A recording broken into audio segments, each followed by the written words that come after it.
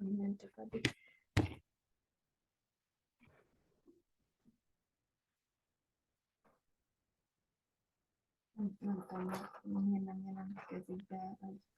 it going over there?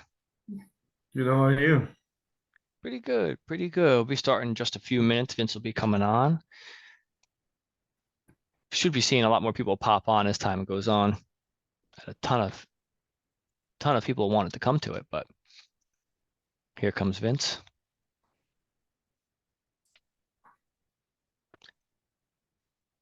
So Daniel, how's everything going over there? Wait, you're not Good. Daniel's your son. This is George, and then George, yeah. I was gonna say George. I gotta teach you how to change your name on your actual. Yeah, because I'm using his Zoom. The school is using Zoom, so that's why I'm using his Zoom meeting. Oh man, it's all good, all good. Welcome Yeah, everybody, welcome. Yeah, thank you. How's everyone doing today? Willie, nice to see you again. How are things going since Mastermind? Did you implement anything you learned? Yeah, some of the things that we're doing is our online posting in a consistent basis, and actually that's helping with our ads getting more shows. So Love it. Perfect. Great job. Great job. Venkat, how are you, man? I haven't seen you in a while. It's been a while since. How's everything going? Very good. Did you I know when last time we spoke, are you still doing the fitness thing? How many more clients you got? You got a bunch more clients now? No. Not yet? It's been like what's been happening is that I've been looking all over the place though, it's just that the clientele is very I don't know. I'm trying a lot of different things, and it's just like it sucks. That's just basically it. Let's not do a lot of different things. Let's try to do one thing that we know works and try to amplify that. But if you have a question about it, definitely ask Vince later on in the Q&A. Okay. Mr. Daniels, no problem, Vickett. Mr. Daniels, how you doing over there? Good. How are you, brother?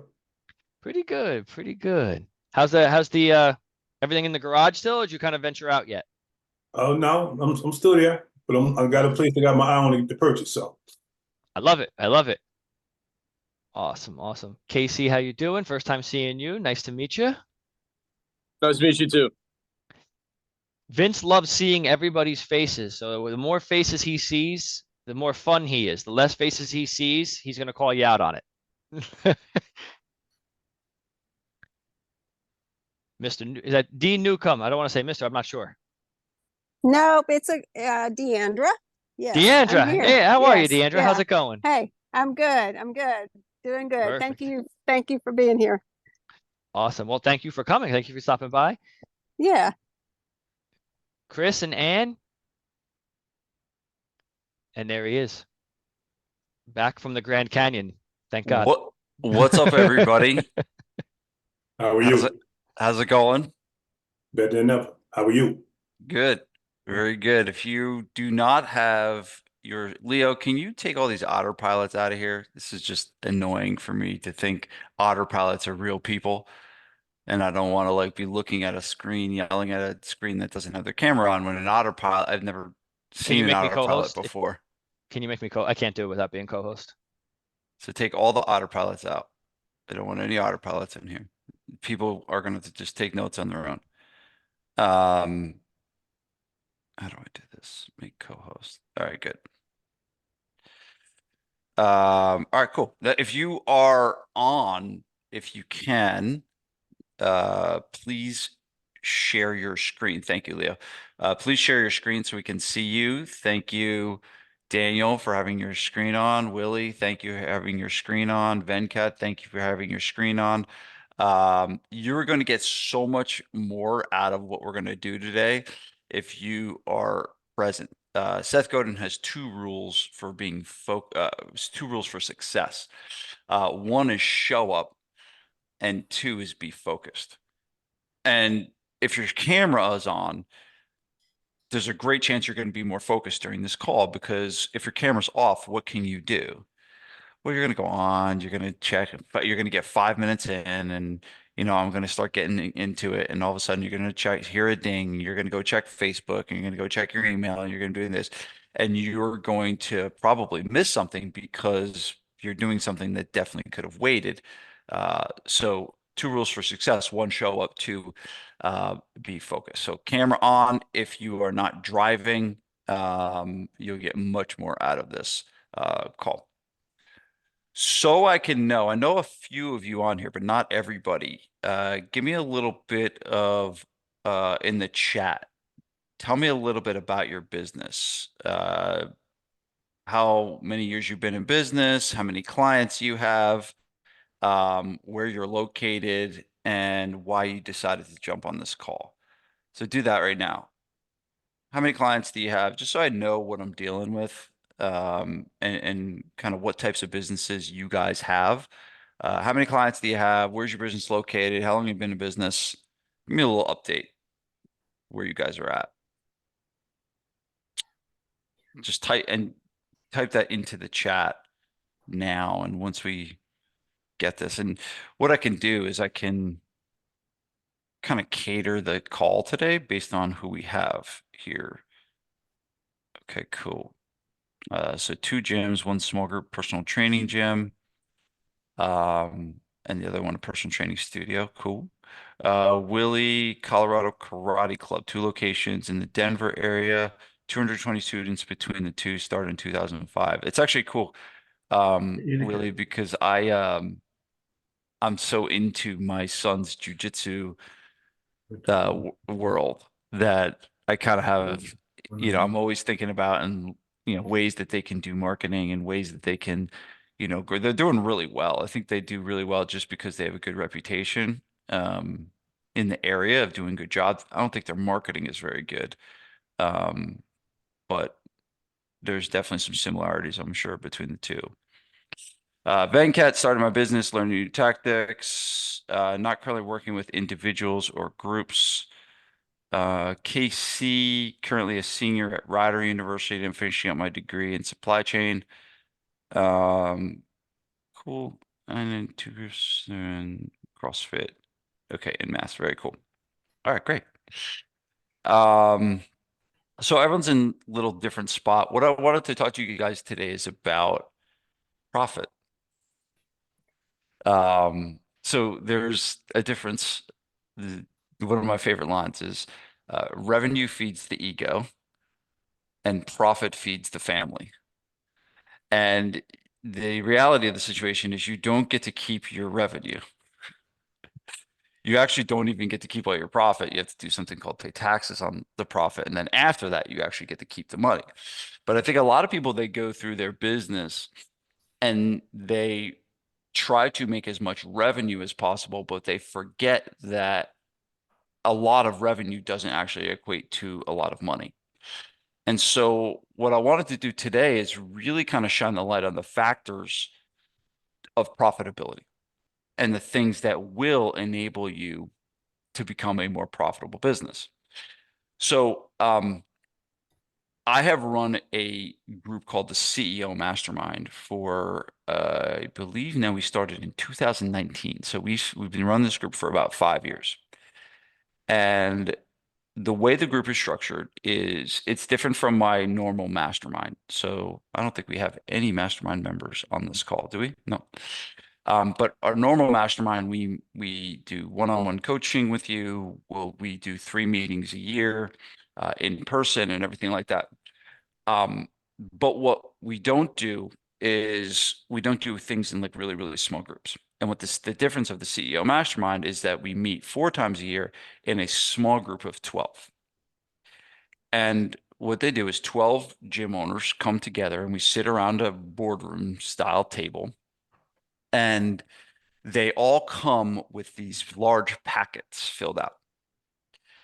And the packets have all these different things. I'm going to go over the different things that are really important in a second.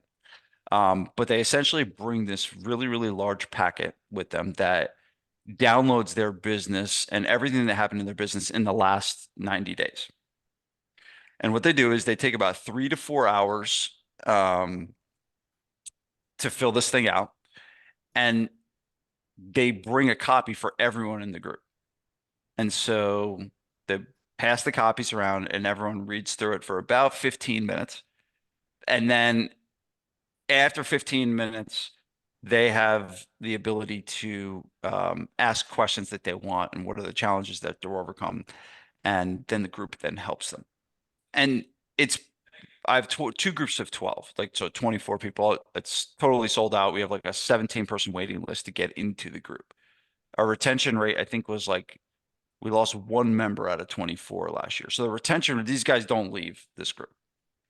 And what I've seen over the years of some people that have been in the group for a really long time, I have seen profit continually go up and up and up. Some of the guys that came into the group, they had like 10% profit margins, and now they're at 20 over the years, right? That's a big, big difference, right? Between 10 and 20%.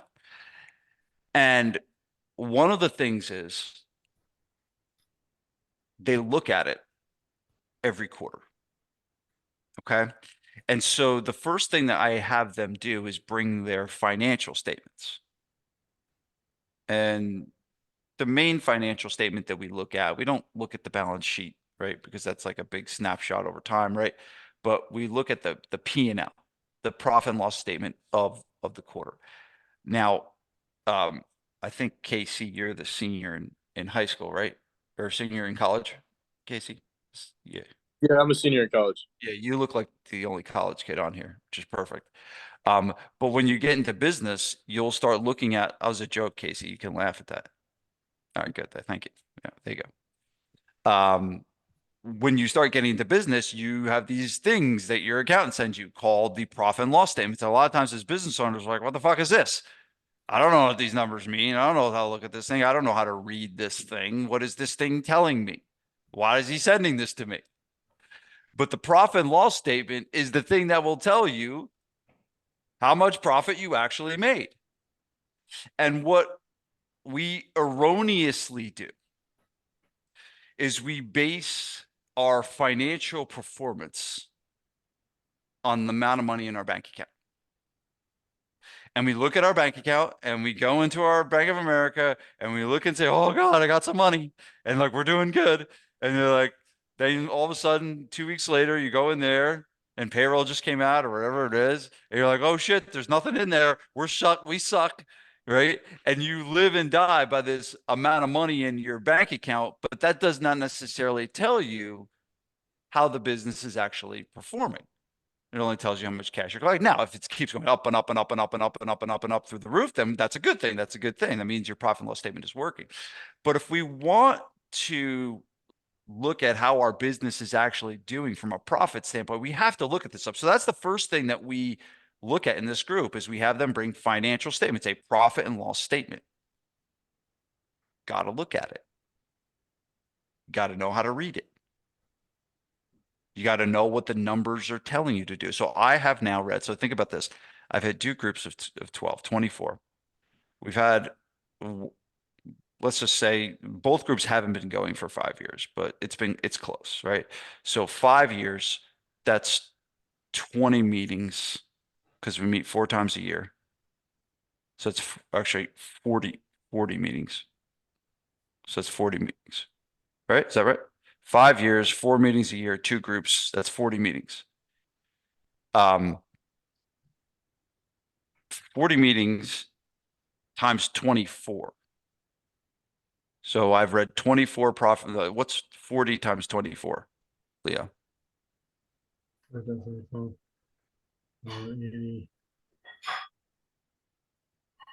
Leo, 40 times 24. What is it?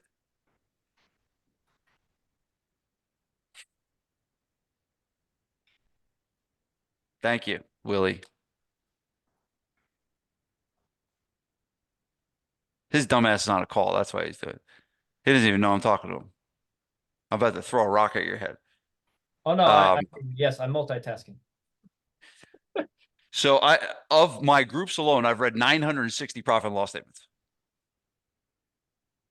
Now, not including my own that I read, right? And I have 4 companies, so I got to read 4 of them things. So I've read a lot of these things, right? Here's the most important thing you got to do. You got to read it. You just got to look at it. Write this down. All progress starts with the truth. If you want to make progress in your business, you must face reality. There is nothing more real in your business life than the financials. They tell the story of the business. You never, ever, ever know the story by how you feel. When you say, here's what I want you to do. When you say, I feel like things are going well, I want you to slap yourself upside the head. That's what I want you to do. I want you to slap yourself upside the head. When you say, I feel things are going well, I feel like things are going good. I feel like our retention is really good. I feel like our marketing is working really well. Don't buy into that. That is called emotion. And write this one down. Emotion is the most toxic poison in business. You must understand and run your business based on what facts are telling you, and the facts are the financials. Now, understand this. That is a data point that happens, think after the game is over. Think of it's the scoreboard. So the basketball game is played. The score was 100-97. It's the final score. We can't go back and change anything. And that's what your profit and loss statement actually is. It's the score. It's the scoreboard of the business after the game is over. And so it is very, very important to learn, and you can make changes based on what the numbers are telling you to move forward. But there's another set of data points that I have them bring. And the other set of data points, we call it a scoreboard.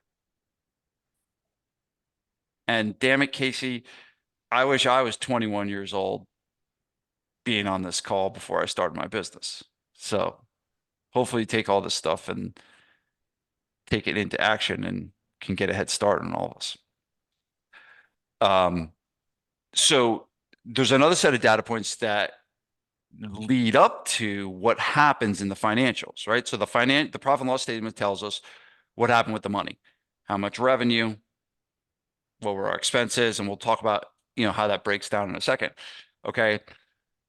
But the scoreboard we have them look at, and I look at, all right, how many leads did they get? How many new leads were generated? How many new members were generated? How many clients were lost, meaning what happened with retention? So there's all these different data points that go on a scoreboard. Okay. And these numbers are all leading indicators of what will happen with the P&L. And this is so important for you guys to be looking at this stuff on a weekly basis. On a weekly basis, you should be sitting down and be like, all right, how many leads did I get? How many intro classes did we have for a karate school, right? How many intro classes did we have? How many of those intro classes became customers? How many students put their membership on hold? How many students, I don't know, went from green belt to yellow belt, or yellow belt to yellow. See, it's different in jiu-jitsu. What do you go? Yours is yellow. What's it? White, yellow. What's next? Orange, green, blue. Yeah. It's funny. I was like, I like karate and all, but my buddy was telling me that his son has been doing karate for like 2 years and he's getting his black belt. And I was like, that's bullshit. Like, my son's been doing jiu-jitsu for 4 years and he's got a gray belt, which is the second level. And I was just like, are they like, how much do they pay you to buy the black belts? Like, they're not like paying you for the black belts, right? Can I just go buy a black belt? Right? No, I'm just joking. But I thought that was a little premature to be able to get a black belt. Actually, in jiu-jitsu, my son, there's black belt, and you have to be 18 to get black belt. And there's a belt after black belt, which is called a red belt, and you have to have been practicing jiu-jitsu for, I think, 50 years. So you can't get a red belt until you're like 70 years old or something like that. It's like ridiculous. And my son's all every day, he's like, I want to get my red belt. I'm gonna get my red belt. He's like thinking he's gonna. I was like, Dad, you're gonna be there for my red belt ceremony? I was like, no, I'm gonna be dead, son. I won't be there for your red belt. So, So, all right, sorry, sometimes I go on little mini tangents. Okay. You make sure you guys are listening, right? It's not gonna make you guys laugh. We're talking about all this depressing number shit. So we got to make sure we're having fun at the same time. Okay. So we have this scoreboard, right? And the scoreboard are the numbers that lead up to the financials. So those are two things that we look at. The other thing we look at is what is the vision of the business? And Casey, write this one down. I love when college kids come on these calls. All right. If you don't know what you want, no one can help you. And I think that that is one of the biggest things that people struggle with is not knowing what they want. I don't know if I want to open my own gym. I don't know if I want one location or two. I don't know if I want a franchise. I don't know. I don't know. I don't know. I don't know. And at some point, you got to know. At some point, you got to decide this is what I want to do. This is the business I want to create. Devin Gage, a guy in our group, he's like, I want to open 100 gyms across America. That's what I want to do. And he's always very easy to help because he knows exactly what he wants. So if you find yourself kind of struggling a little bit, it's likely you don't know what you want. And that's okay. What the consulting help you need is not helping your business. The consulting help you need is deciding, it's someone to help you decide what you want.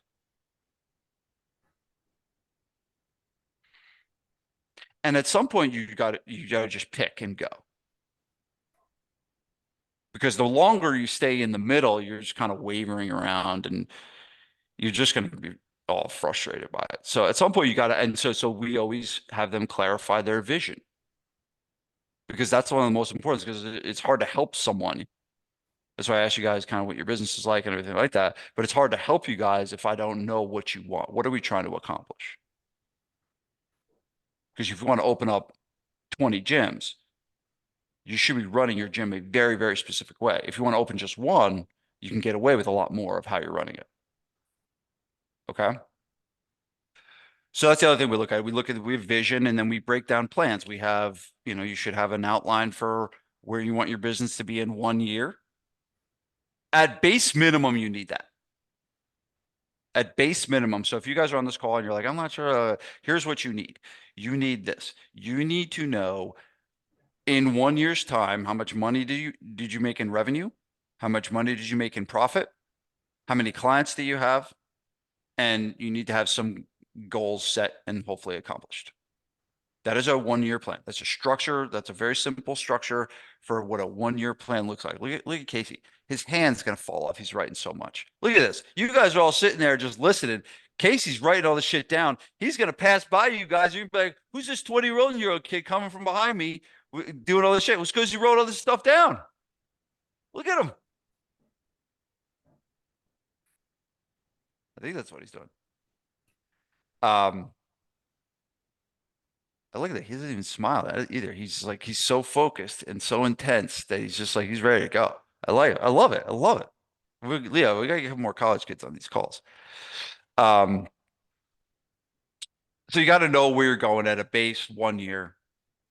Then you got to go something like a mid 3 years, maybe 5 years. And then ideally, like, where do you want to be in 10? Where do you want to be in 10? What do you want to accomplish in 10 years?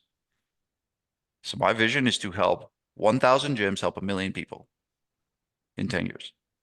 I want to help 1,000 business owners in the fitness space, each have anywhere from 100 to 300 clients. So I can say that I helped 1 million people.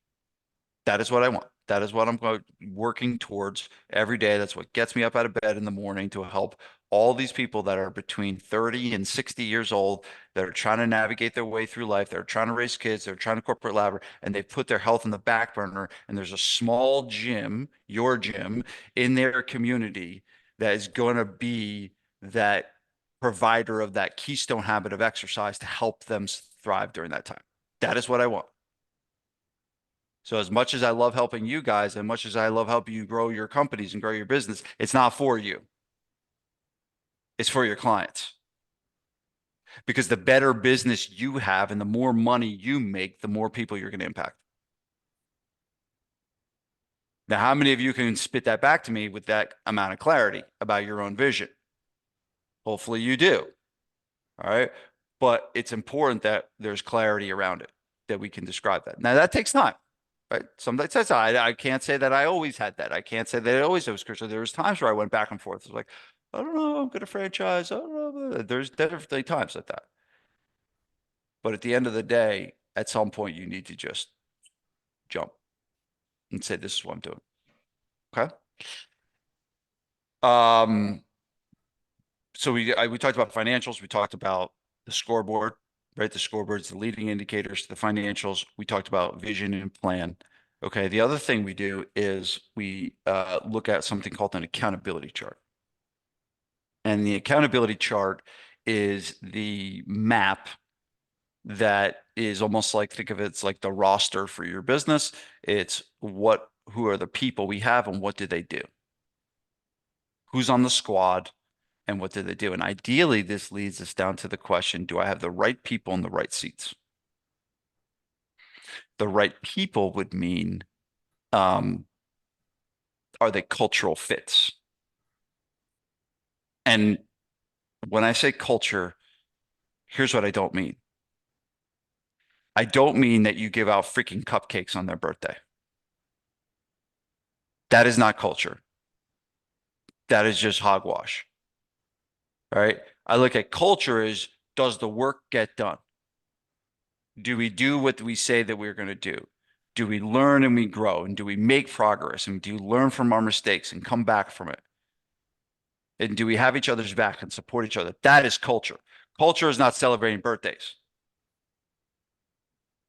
There's a big difference. In fact, I ignore Leo's birthday. Purposely, I don't talk to him on his birthday. He comes in, he's telling everyone his birthday. I literally try not to make eye contact with Leo the entire time on his stupid ass birthday. On purpose. Birthdays are the most toxic poison in business. That is it. Not emotion. It's birthdays. Get them out of your organization. Don't celebrate them. Ban the birthday. Ban the birthday. I trained my son from a young age to not give a shit about his birthday.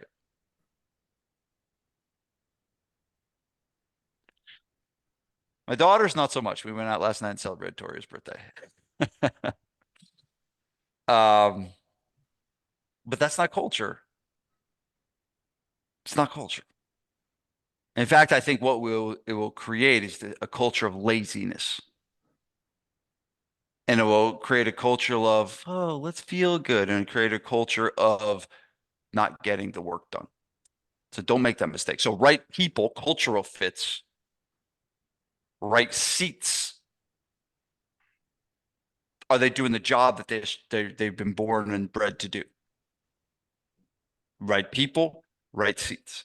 So if you have this chart, you want to understand and know that, all right, I have a CEO, I have a head personal trainer, I have a head of marketing or sales. And a lot of times in your guys' situation, your name is in every damn box, isn't it? And you're like, accountability chart. Well, it's just me. Well, of course it's just you. That's how we all started. We all started with our name in every box. And then eventually, as you grow, you hire team members and you bring them in and you work yourself out of a job. That's the whole goal of this whole thing, to work yourself out of a job. Because if you're in every box, you have a job. You don't have a business, you have a job if you're in every box. And at some point, if you have a job for too long, you will burn out. That is the reality. If you cannot learn what you need to learn to grow your company, you will burn out. Because you're going to be the head janitor, you're going to be the head trainer, you're going to be the head of client success, you're going to be the head of marketing, you're going to be you're going to exhaust the hell out of yourself. So Casey, don't do that. Here's what you do that. You do it in the beginning. You do it in the beginning. And we all did it in the beginning. but you gotta learn enough to be able to get yourself out of it. Now, if what you do want, if your vision is to be an independent personal trainer and for you to train all the clients and do everything, if that is your vision, that is fine. But I will say you're putting a decent amount of stress and pressure on yourself, whereas you could go work for somebody else and probably make similar money and not have all the headaches and not have all the frustrations and not have all the stress and all the fear and all of that. You might as well take it easy on yourself and go work for somebody else. But the fruit of being a business owner is freedom. I mean, Joe Hashi 2 weeks ago asked me if I want to go in the Grand Canyon and go hiking in the Grand Canyon. And I said, okay. And I went. And that's the fruit of being a business owner. I got to deal with some bullshit to be able to get that. But the fruit of being a business owner is taking that call and saying, hey, Vanessa, can I go to the Grand Canyon? Of course, you got to ask your wife, right? Honey, can I go to the Grand Canyon and hike? And she said, yeah, just don't die. Which I almost did. Okay. The fruit of being a business owner is freedom. You will not have freedom if you can't learn the skills you need to learn to manage people, to be able to bring people into your organization, lead them, manage them, get them to do right work.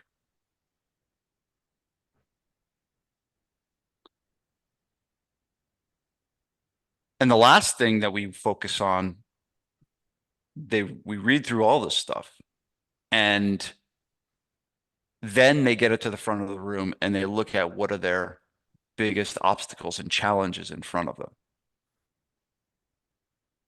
And that's when we solve those problems. And so what your job is to just solve the next problem. Right? In the very beginning, what's the problem you're trying to solve? How the hell do I get clients?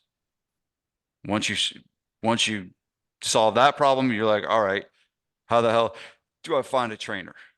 Once you solve that problem, you're like, all right, good. How do I lead and manage this person? Once you solve that problem, it's like, all right, how do I now create this business to be able to run without me and create systems around it? And you solve that problem. Right? So every level that you get to, there's just new problem to solve. So even at Devin Gage's level, the guy did $2 million last year, still came up and had problems. He was looking to, hire an SDR, which is, Jack's position. So I was like, oh, I know exactly how to do that. I just did that. And so I had to help him solve that problem, right?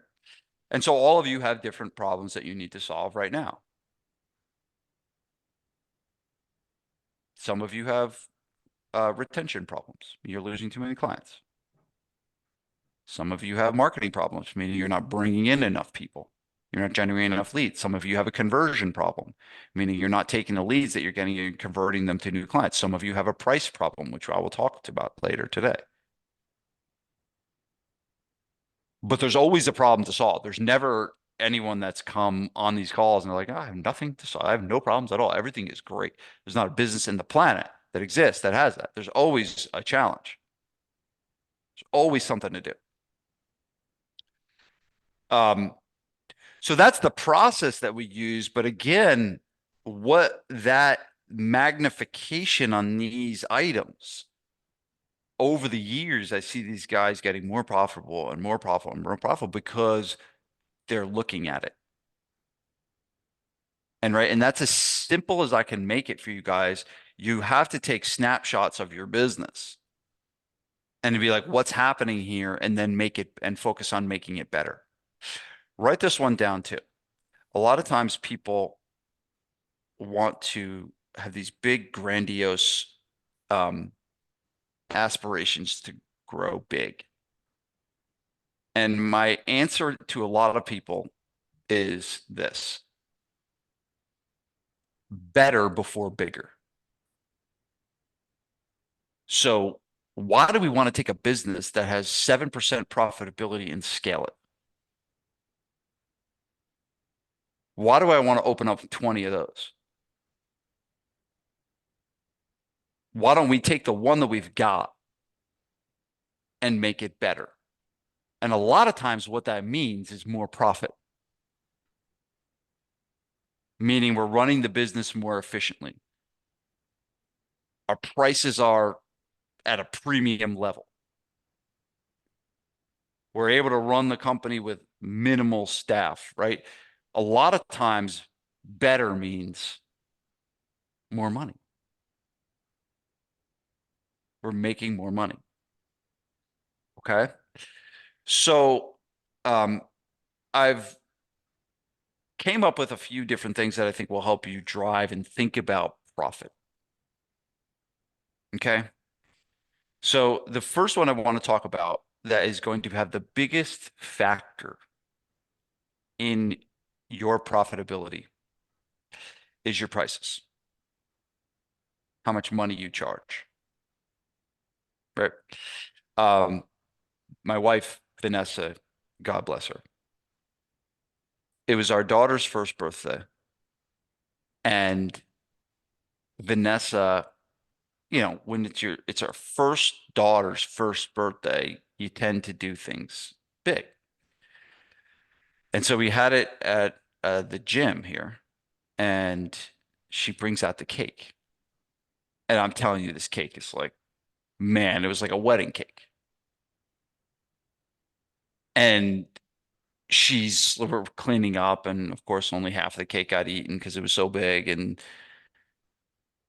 I was like, honey, you did a great job at this party. I'm so proud of you. Everything was really good. And I was like, that cake was amazing. Where'd you get that cake? And she kind of got like, her voice got high. And she was like, I don't know. It's like one of my friends.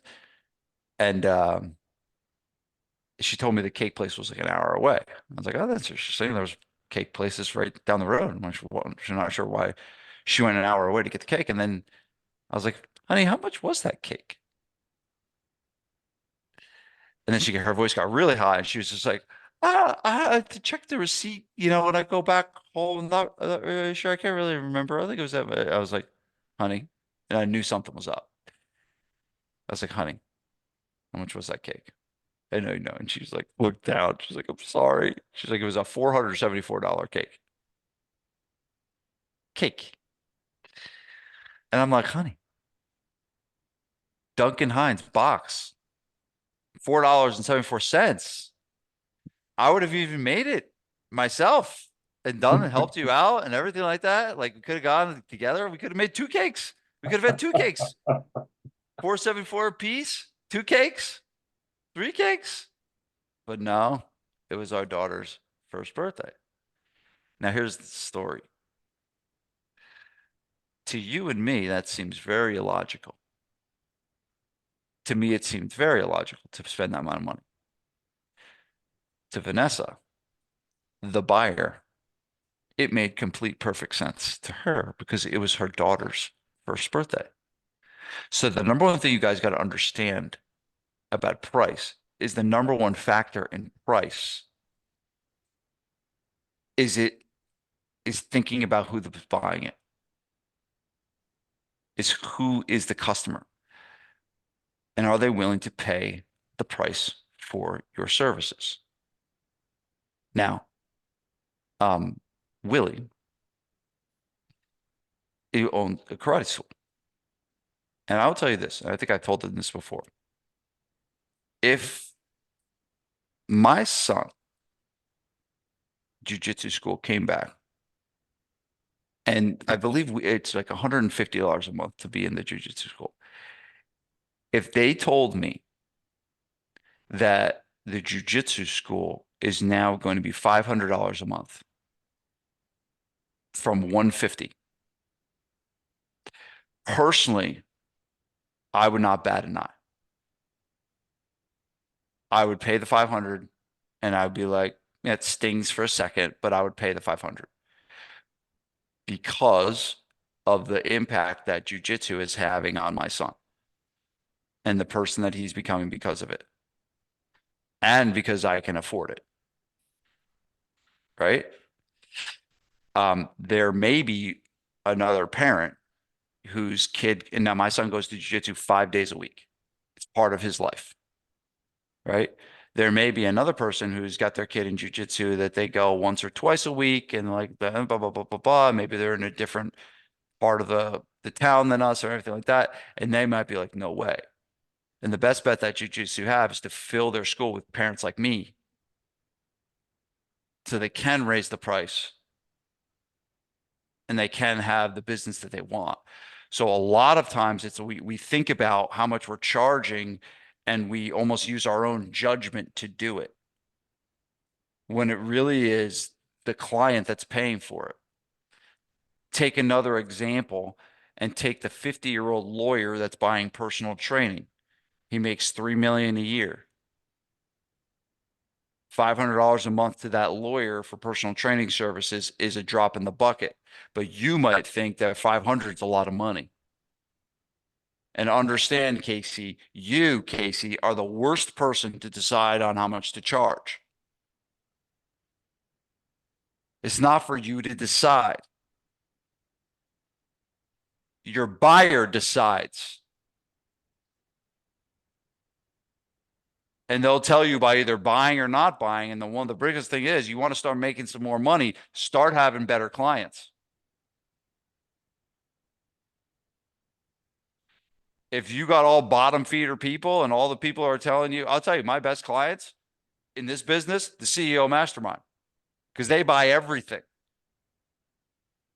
Some of those guys are spending $30,000 a year with me, being my groups. They don't bat an eye on it. They don't bat an eye on it because they understand the return. They're buying, to them, my stuff is buying money at a discount because the stuff I tell them to do makes them more money. That's how they look at it. They look at it as an investment. When other people are like, oh my gosh, $197? Are you serious? $197 for a coaching program? I can't pay that much money. And that's the mindset people have. And so you got to decide who you want in your business. Because the most important part about price is making sure that you have the client that can afford and values that service. So let's talk about price. There's a couple things that you can do. Okay, one, now I'm not going to get into the model thing. My new book is coming out soon. You guys should see it. It's called The Ultimate Guide to Small Group Personal Training. It's the only book written on small group personal training that exists, other than some textbooky book that looked really boring. So mine's going to be really good. But I talk about that model, and the model is very simple. Like, think about profit, right? If we take one person and we charge $100 an hour and we pay the trainer $30, we make $70 in profit. Okay. If I do semi-private or small group, which I hate the term semi-private, by the way, if I used small group personal training and I charge $50 a session, half of 100, and I got 6 people in a session, that's 300. Last time I checked, 300 was more than 100. And if I make 300, I don't got to pay the trainer that much more. Another big mistake is to pay trainers based on how many clients are in the session. That's dumb. But I can still pay the trainer 30 to run the session. And so instead of paying them 30 and making 100, I pay them 30 and I make 300. Which one do you want to do? Which one do you want to sign up for? And that's the reality. But a lot of times people get stuck in these models. Now, you can make money with one-on-one. There's some people that make a lot of money with one-on-one. I'm not saying never to do it, but if I can make 300 over 100 all day long, twice on Sunday. So some of it is looking at the model of it. I wasn't going to get into that today. I really just wanted to say that to plug my book. Okay. It'll be out soon. You'll see it. So you have price, right? You have how much you're charging now. If you want to make more profit, this one decision will instantly make you more profitable. If you are, I'll use small group as an example. Let's say you do small group sessions and you have, 4 to 6 people in a session, and you charge roughly $300 a month for your sessions for like twice a week, right? Here's how you improve your profitability immediately. You take 300, instead of charging 300, you start charging 350. Because there's no change in your expense structure at all. You don't need to pay the trainers more. You don't need to do anything. You just need to change the number and tell people that you're raising your prices. If you did that, and only that, I think you got your money's worth for being on this call. Right? So that's all. If you want to be more profitable, that is the fastest way to do it. Now, why don't people do it? They don't do it because they're scared. They don't raise prices because if I raise my prices, everybody would quit. And they have those thoughts and those voices inside their head that tell them all these false things. It's called head trash. It's not true. I've never once seen a gym raise their price and all of a sudden everybody left. That is not reality. It's not reality. It's just, now, if that does happen, you just were so terrible, you didn't deserve to even raise your price. You don't even deserve to be in business. But shoot, I know, I think Melissa's on this call. I think Synergy raised their prices. They had like 500, 400 to 500 members, and I think they had 0 people quit. One, that tells you you're just doing a good job. Right? But that is if you want to think of a tactical thing to improve profitability, there it is right there. Tell all your members you're raising their prices by X. Now, if you're in SPF, you have the guide to be able to do that. You can go check that out. Chris, if you want to raise your prices, you know that you can get that guide and Hashi will help you do that. Then the second part is you can raise prices on new people going forward. Now, this is very, very important and a little complicated, so deal with me. Here's how to raise your prices on new members going forward. 1, open Microsoft Word. 2, go to the document that has your price sheet in it. 3, change the numbers so it charges more money. 4, click save. 5, reprint price sheet. 6, present price sheet at next sales presentation. Did everybody get that? Casey, did you write that one down? All right, good. I want to make sure you had that one. All right. But that's all you need to do. You don't need to write a letter. You don't need to do nothing. That's all you need to do is just get in there and change it. And you have the right and the willingness to do that. Now, if 9 out of 10 people are not buying, you probably have a bit of a problem with how you're presenting price. Or that there's people not, there's people that are not target market, meaning you're going after the people that aren't good clients. And they're saying it's too expensive or I can't afford it and all of that stuff.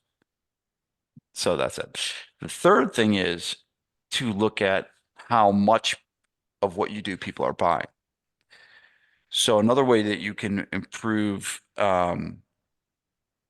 this is to take how many people, let's think about this. How many people are coming twice a week?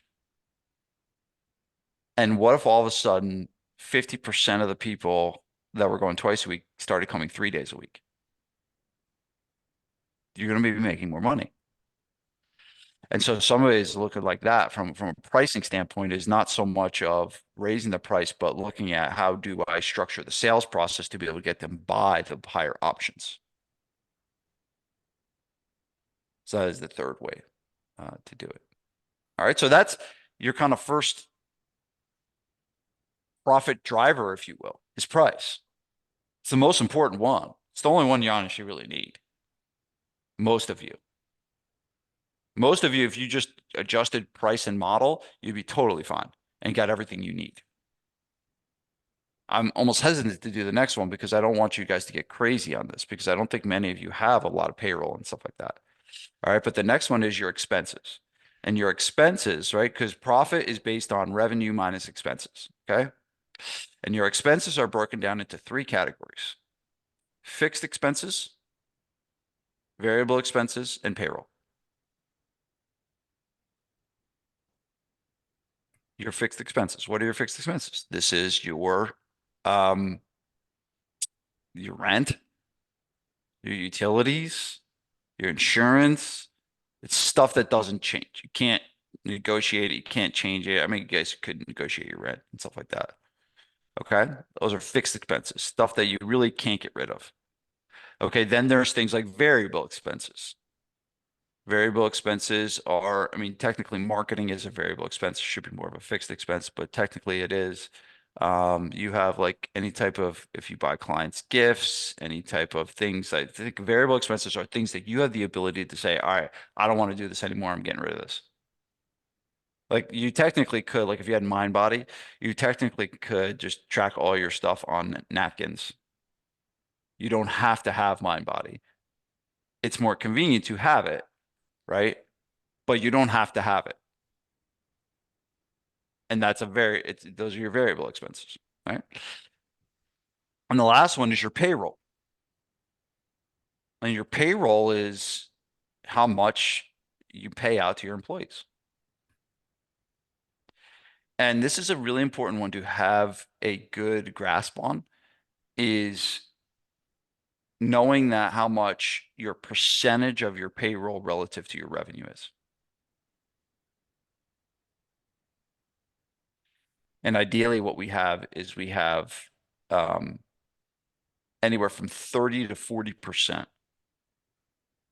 of your payroll is relative to revenue. So the example would be if you're doing $10,000 a month, you're going to be okay with anywhere from $3,000 to $4,000 a month in payroll.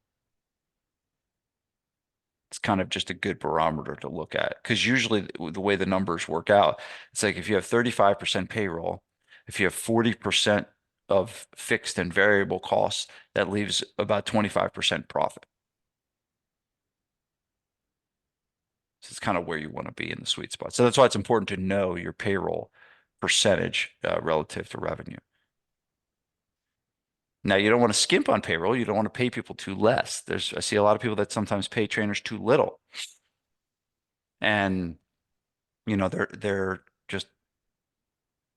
unhappy because they're getting paid so little money. So you gotta make sure that you're paying enough money to make people feel whole, to make sure that they can pay their bills and do all that stuff. But not too much that you're dipping into your margins. That's why that good barometer is at, right? And so you have to manage this stuff. You have to look at it and you have to manage it. You have to make sure, are we going crazy on variable expenses? That's buy too much money on Amazon. Like that's sometimes our problem. We buy too much shit on Amazon. It's like, oh, it's probably Vanessa buying cakes for the birthday parties. Right? Too much Amazon. I love Amazon because she's just like, everything just goes in Amazon. Right? But that's a variable expense that can be adjusted and may need to be looked at. You may look at your payroll and all of a sudden be like, oh my God, 60% of our expenses is payroll. 60% of our revenue is payroll. That's too high. And that's going to tap into your margins. So you got to look at that and be aware of that. But that is another thing that you can adjust. It's another lever that can be adjusted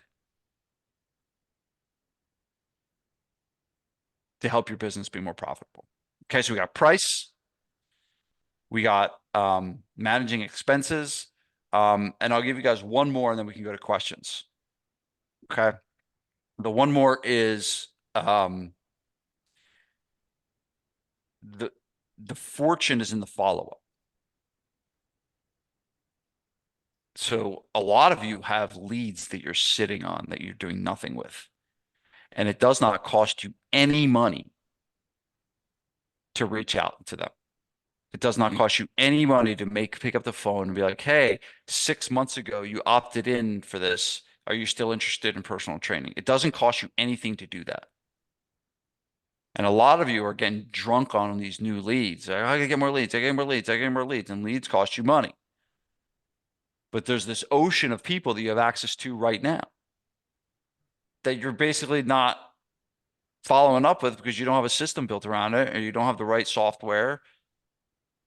You guys should be using ConvertCloud. If you haven't started using ConvertCloud, you should, because it helps you organize where everything is.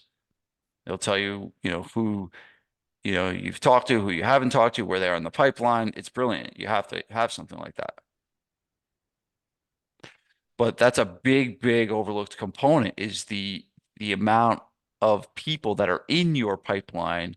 Look at former clients. How many people do you have clients that used to be with you? When was the last time you called them and said, hey, do you want to come back? It's been 6 months. You probably got even fatter. It's time to come back. I know you tried to do it on your own, but you couldn't do it. I told you couldn't do it. It's time to come back. This is all free. There's nothing that costs you. Dave, you could spend the next 2 days doing this, and it won't cost you a dime except for your time. And we want more profit, more profit, more profit. But you have all these unconverted leads. You have all these former clients. You have all this stuff at your disposal, and you're just not doing it. When was the last time, Willie, you had a reactivation campaign? Willie seems like a savvy business guy, so he might have done that. We're working on automation on that. Have we had a student reactivation campaign? Well, what about your automation being call 10 people a month? What about that automation? Right? Sometimes we wait too long to automate everything and all this bullshit. And I'll say, what about picking up the freaking phone and calling 10 people a month? Honestly, we overthink everything. We wait for these nerds to get us with the right software and these nerds to do this and nerds to do that. What about picking up the phone?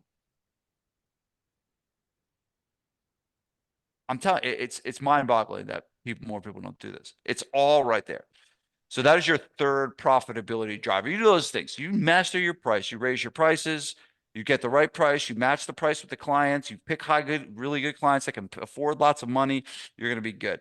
You manage your expenses between your payroll, between your fixed expenses and your variable expenses, and you really double down on the follow-up process, meaning all the things that you have in the pipeline. You dedicate time every day, every week to go do that. You will have a more profitable business. So I wanted to just spell it out and give you some simple things and easy things for you guys to be able to do. Hopefully that was helpful. And now I will leave it to your court for questions. If there are no questions, I'm going to go back to work as you are.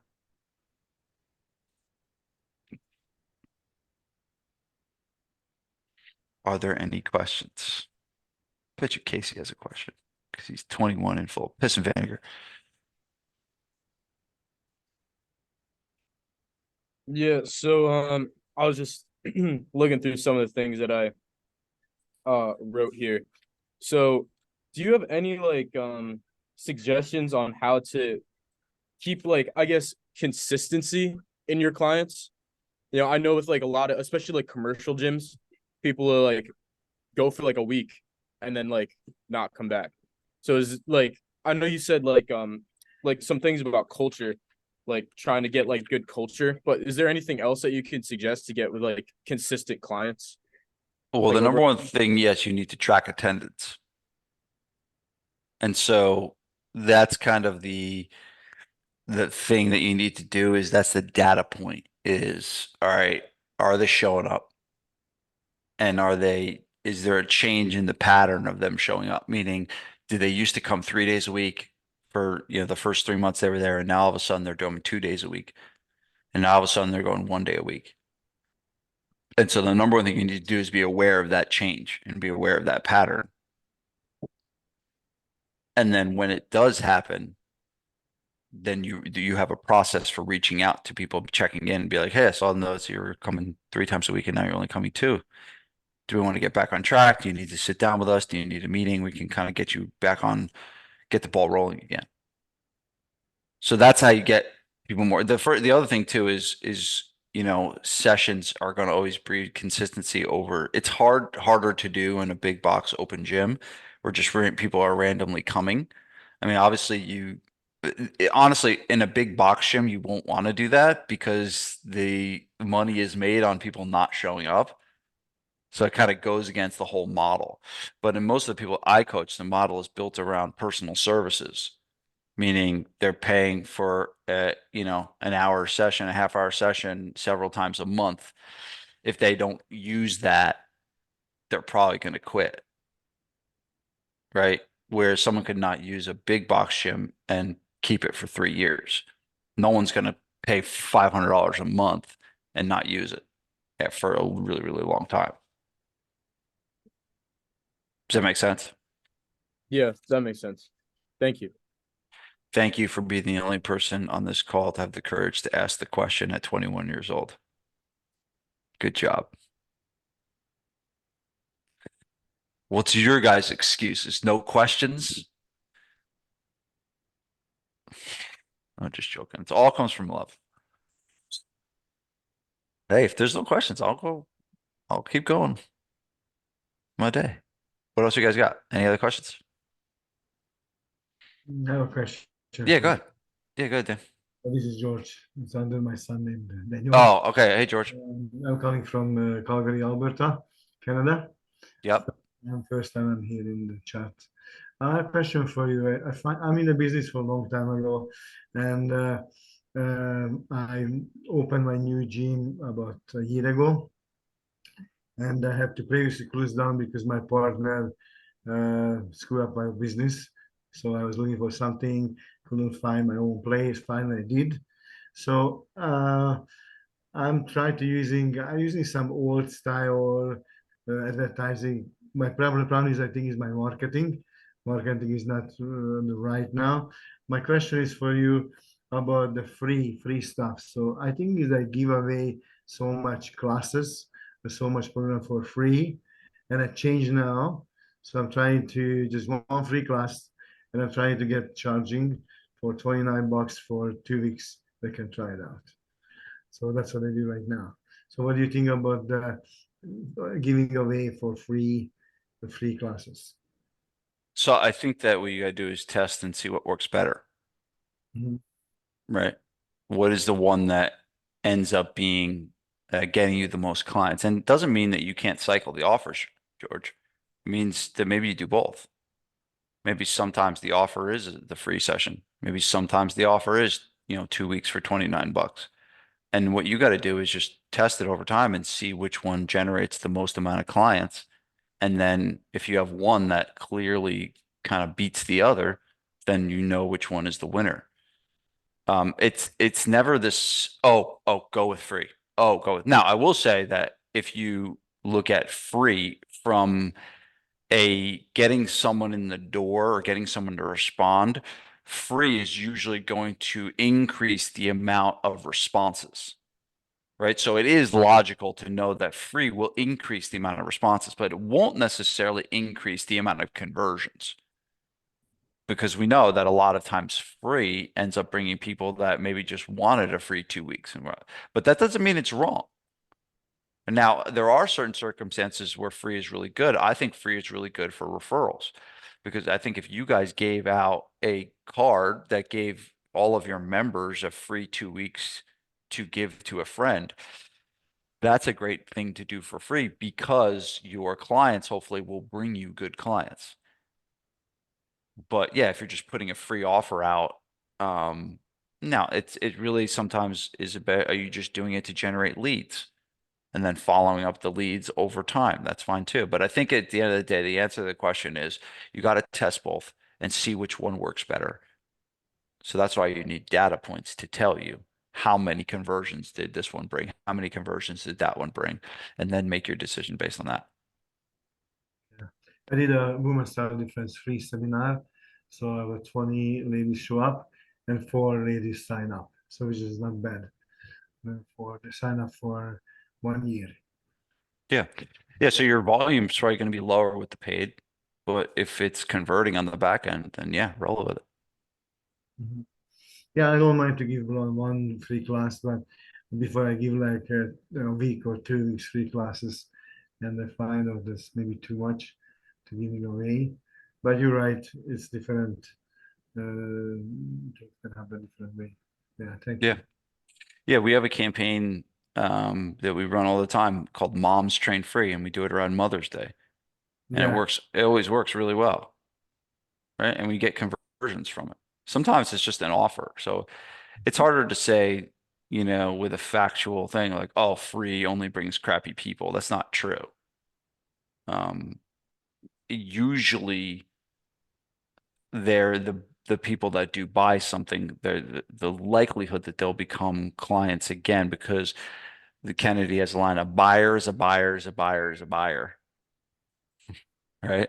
Meaning that if they buy something, whether it's $29 or something, even I did a thing, you know, where I did a free plus shipping offer where I gave my book away for free, but people had to pay the shipping for the book. Just that act of paying for the shipping meant they were a buyer. And the people that were buyers of the book versus downloaders of the book were they converted better on the back end because they were a buyer. They bought stuff. When you get someone to buy, it's much easier to get them to buy again. Mhm.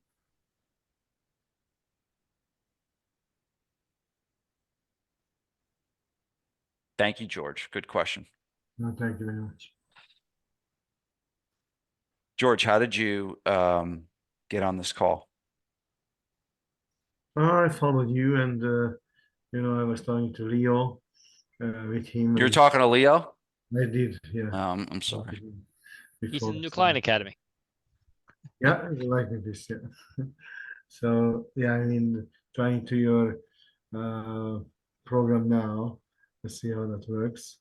You try to like a sponge, take whatever you can from your advice and for expert, and hopefully gonna do it again. Excellent. Excellent. What else? I just had another question. Of course you did. So I was talking to my strength and conditioning coach here at school that writes our programs for our track team for lifts. And he told me Yeah. that if I wanted to start like my own kind of gym or business, that I should shadow someone else who does the similar thing for like a year or two. Is that something that you recommend I do? Yes. Yes, that's really good advice. Yeah, that's really good advice. I think I've seen kids come right out of college and start their own thing. I see them struggle. I don't think they're ready. And here's the other thing too.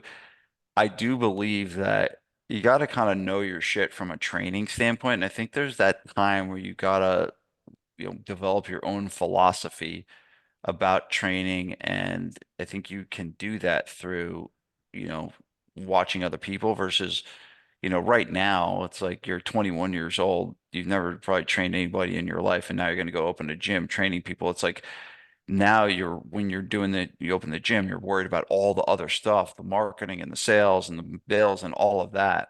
I'm not saying it's not possible. I'm not saying it can't be done. But if I had the preference, if my son, came to me and he said, what should I do? I was like, go work for somebody else, learn from them, mentor under them. Now, probably the best thing you could do is find the right people to do this from. Right? So just imagine if I was your boss and you learned everything that I learned that I knew about a gym and running a gym. Wouldn't that be a good experience? Where are you located? Middletown, New Jersey is where I'm from. Oh, you want a job? Yeah, I would love to. Are we hiring right now, Leo, Yes, we actually are. for trainers? We need someone part-time. Here's what I want you to do. Send a resume to, what's Mullen's address? Mike at, I'll put it in the chat. So it's easy. Mike at gritathletes.com.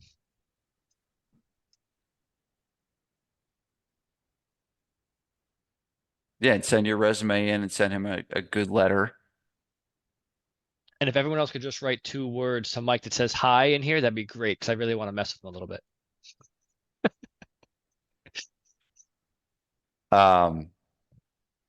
Yeah, because I think they're hiring right now. For both sides, I guess. Even for the, if you wanted to even intern. What year are you in? I'm a senior. I'm gonna be graduating soon. What school? Rider University. Yeah, we're in Berkeley Heights. It's not that far. How did you get on this call? My strength and conditioning coach, Coach Jerry, sent me this email this morning at like 7:30. He knows you want to open your own gym and stuff. Yeah, I was talking to him about it the other day. I've been talking to him about it for like a year or two. Nice. What's his name? Jerry Green. He's on our email, so I've seen his name come up a couple times. Cool. There you go. Yeah, that's good advice by your coach. All right, cool. What else? Tell Mullen I'm doing all the hard work for him. Now he doesn't have to go find anyone. I'll text him now. Jack, how you doing today? Soaking this all in? Doing great. What was your biggest takeaway from today? Ooh, my biggest takeaway would be, really knowing your numbers and not letting emotion run your business. Yeah. Go based off of, your facts and everything you can find and have like an actual number, not just I feel like I'm doing well. Have a number to back up. I do know I'm doing well because of My man. Good work. You should see Jack's scoreboard compared to everyone else's scoreboard. Yeah. He's Jack does over 100 calls a day. I've been I hearing did good 65 before this call. Jack, I've been hearing good things. I Good heard to hear. that they tried to give you a cupcake on your birthday that you would not accept it. That's what I heard too. Or wear a tiara. Just saying. Not And take a yet. picture.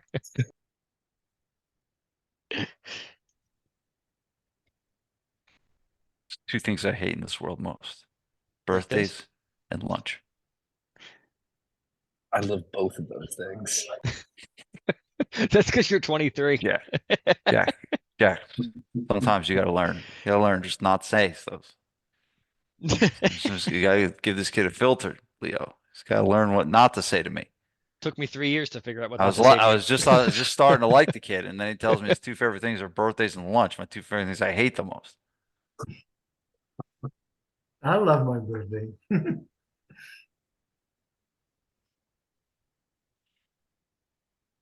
What else?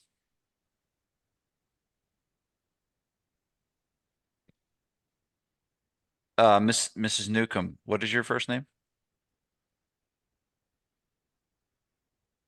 My first name is Deandra. Deandra, you've graced me with such a beautiful smile this entire call. You've laughed at every joke I've told. You've nodded your head the entire time. It's been wonderful having you on this call. Not like Chris that just stares into the camera like nothing's being said. You actually have facial responses and smiles, and so it's been very nice having you on this call. Thank you.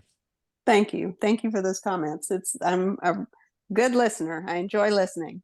And it's Very nice to be in the company of others who have vision and goals in wellness. It's very cool. Very cool. All right, kids. Ready to get back to work? Sure. Willie, I sent you a link in the chat. Don't forget to check your chats.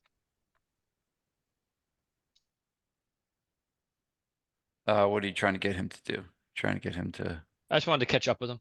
I haven't talked to him since Mastermind. Oh, that's right. He came to Mastermind. Yeah, just want to catch up. Cool. All right. He wants to try and sell you into Mastermind. I think that's what he's trying to do. I just want to have a conversation. No, he's trying to sell you into Mastermind. That's what I'm telling you, Willie. Don't get on the call. He's gonna try and sell you Mastermind. It's don't fall for it. He's a sleazy, slimy sales guy. You know these guys. He's gonna sell you something, Willie. Don't get on. Ignore the call. Just be We like, have the hey, profit school coming up. We probably could sell them profit school. I'm a little busy right now. I got all these students. Don't, try and slink me into this, Mastermind thing.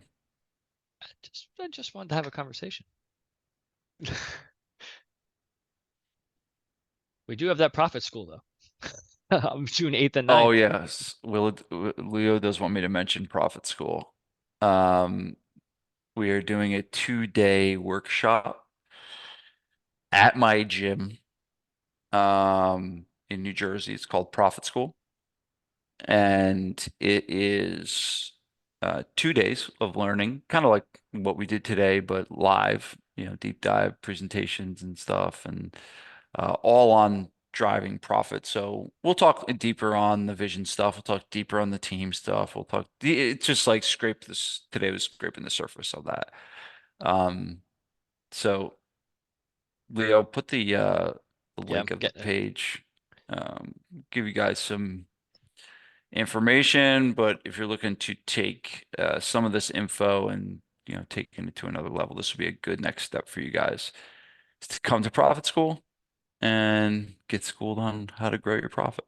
So it's typically for business owners that are not like brand new. So it's probably, if you're like really, really, really new, it's probably not the best program for you. But if you're a couple years in business, you got some team members, you're doing some revenue, it's probably the right thing. So, all right. That is all for today. I will see you guys at our next call. Peace. Thank you. See ya. Thank you. Thank you.